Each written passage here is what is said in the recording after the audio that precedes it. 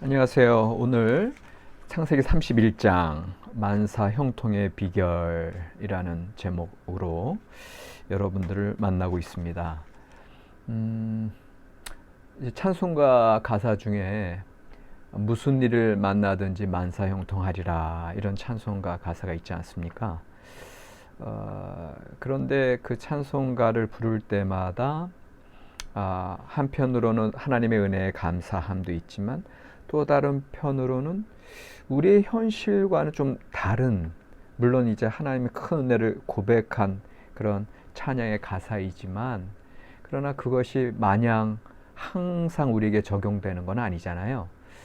그러니까 우리가 믿음 생활하면서 이제 만사 형통을 기대하다가 오히려 절망하는 경우도 이제 많이 생기는데, 그런데 이 야곱의 삶을 가만히 보잖아요.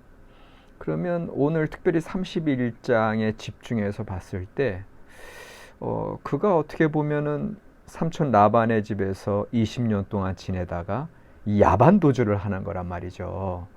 그런데 그 모든 과정 속에서 하나님께서 함께 하시는 걸 보게 되거든요. 그리고 어떻게 보면 야곱은 평생을 힘들고 어렵게 투쟁하는 삶, 씨름하는 삶을 살지만 그러나 그 현실, 그 중간중간 그 꼭 적절한 때에 하나님께서 인도하시는 걸 이제 보게 돼요. 그러니까 이제 야곱의 삶을 오히려 험악한 인생을 산 사람이 아니라 만사 형통의 삶을 살아간 것이 아닌가. 그게 이제 31장에서 오늘 묵상을 할 포인트가 됩니다. 시작하는 질문으로 야곱의 야반 도주는 합리화될 수 있는가, 이제 요거를 이제 질문을 하면서 시작을 해 보는데, 그런데 요 질문을 이제 세 가지로 이제 해결할 수 있는데, 첫 번째는 뭐냐면은 실제로 야곱이 한밤중에 몰래 그렇게 도망하듯이 나올 수밖에 없는 이유가, 일단 야곱이 이제 1절에 보면은 이렇게 돼 있어요. 라반의 아들들이 하는 말을 들은즉 이렇게 돼 있고, 또 2절에 보면 야곱이 라반의 안색을 본즉, 들은즉 본즉 지금 형편이 여기 더 이상 있어서는 안 되겠다 이거예요. 이제 그런 경험상의 어떤 그런 정보들이 들어와 있고, 그런데 결정적으로 이제 3절을 보니까 여호와께서 야곱에게 이르시되 내 조상의 땅 내 족속에게로 돌아가라, 내가 너와 함께 있으리라. 그러니까는 이거는 사실은 야반도주가 아니라 하나님께서 허락하신 거예요. 하나님께서 말씀으로 지시하신 거예요. 그러니까 이거는 야반도주가 아니라 하나님의 명령 따라서 나아간 거다. 그런데 여기 1, 2절과 3절에 봤더니 일단 야곱의 경험상, 현실적인 경험상 더 이상 그곳에 붙어 있을 수 없는 형편이었고, 실제로 그 자기의 어떤 경험, 감정으로만 결정한 것이 아니라 하나님께서도 친히 말씀하셨다. 3절에. 그래서 야곱이 이렇게 이제 그 고향 땅으로 돌아갈 수 있었던 거고요. 두 번째는 그 다음에 이제 아내들을 설득할 때도 5절에 보면 5절 전반절에는 어떻게 나왔냐면은 이게 참 재밌는 이제 그 워드 플레이, 그 말씀, 이제 문학 비평상에 이제 그 워드 플레이가 있는데, 이제 여기 5절에 보니까 그들에게 이르되 내가 그대들의 아버지 안색을 본즉, 그대들의 아버지 안색을 본즉, 야, 예전과 같지가 않아. 그런데 또 그 5절 후반절에 보면 내 아버지 하나님 나와 함께 계신다 이렇게 돼 있어요.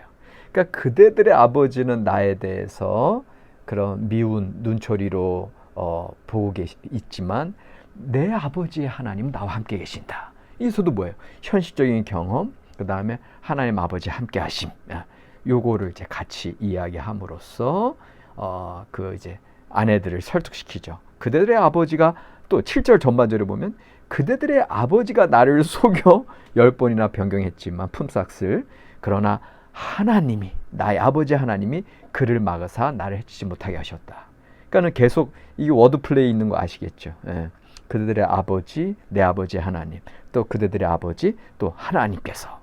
그러니까 결국은 이 야곱의, 제가 이제 만사형통의 삶을 오늘 이제 중요한 그 말씀 너겟으로 삼는 건 뭐냐 하면은 바로 그 삶의 한가운데, 현실 한가운데서 하나님께서 함께 하시는 거를 그가 경험상 그 다음에 말씀으로써 알게 된다는 거고, 결국은 이것이 이제 세 번째 보면은 이제 아내들을 그렇게 설득하게 되고 아버지와 나의 아버지 하나님을 대조하면서, 그다음에 세 번째가 실제로 우리가 지난 30장에서 본 것처럼 그 아롱진 것들이 이제 야곱에게로 오고 있는 건데, 그게 이제 지난번에 우리가 얘기하기는 이제 야곱의 간절함, 그 다음에 야곱의 오랜 목자 생활의 지혜, 그런 걸 통해서 과학적이지 않은 걸로 시작했던 그 이야기의 결국은 솔직히 과학적인 것으로 간 거 아니냐, 이제 이렇게 얘기를 했을 뿐만 아니라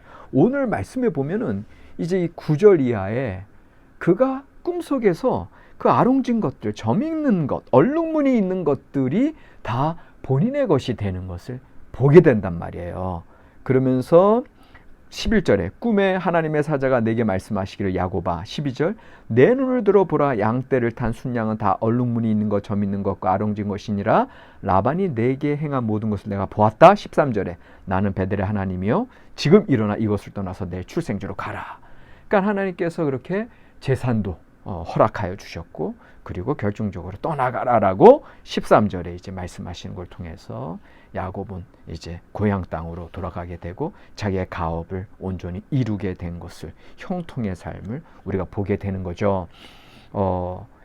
우리의 현실의 삶에서 그 20년의 세월 동안 야곱이 이제 나중에 라반을 추격하는 라반을 만나가지고, 내가 14년을 아내를 위해서, 그 다음에 또 6년을, 이렇게 20년의 기간을 삼촌 라반에게 이렇게 지냈고, 삼촌 라반은 나에게 가업을 이루지 못하게, 나의 재산을 증식 못하게 했으나 하나님께서 나와 함께 하셨다. 현실에 불가능하고 어려운 상황 속에서 야곱은 인고의 세월을 지냈고, 그 위에 하나님의 함께 하심으로, 현실의 어려움, 그러나 하나님의 함께 하심, 그걸 통해서 오히려 야곱은 형통의 삶으로 나아갈 수 있음을 이제 고백하게 되는 장면을 우리가 보고 있습니다.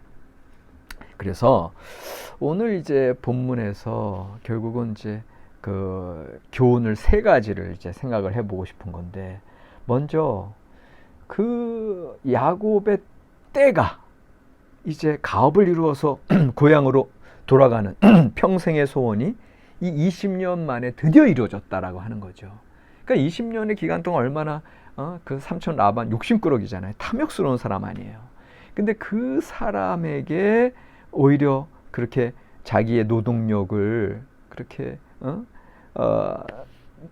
늑탈당하면서도, 그러면서도 착취당하면서도 그 인고의 세월을 지내고 얼마나 감정적으로는 떠나고 싶었겠습니까? 야반도주를 언제라도 하고 싶지 않았겠습니까?